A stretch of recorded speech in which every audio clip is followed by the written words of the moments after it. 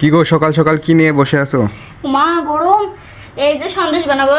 সন্দেশ বানালাম, বাড়ির সন্দেশ। তুমি মানে তৈরি করতে পারো?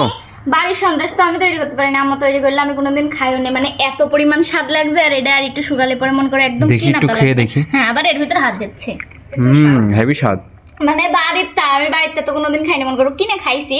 মানে খাজা যেটা বলে না, সে খাজার মতনই, মানে খুব ভালো লাগছে। তো হচ্ছে আম্মু তৈরি করলো মেলা উপলক্ষে। আমাদের এখানে মেলা, ঐতিহ্যবাহী ঘোড়াদাহ মেলা। ঘোড়াদাহ নাকি? কালকে যাব। কালকে মেলায় যাবো, আর আজকে এই যে বানালো। আর ওইদিকে হচ্ছে হাঁস জবাই করবে, হাঁস দিয়ে বতক দিয়ে রান্না করবো। মানে এরকম হাঁস দিয়ে বতক দিয়ে না, হাঁসের মাংস দিয়ে আর নারকেল দিয়ে রান্না করবো। আর এই যে এটা তৈরি করলাম। মানে এখানে Wow. মেলা মানে একটা সুন্দর একটা আমেজ, মানে হেভি সুন্দর। এরা মানে উপভোগ করে, এরা খুব সুন্দর। এই যে গরম, সুন্দর। দেখায় দেখ।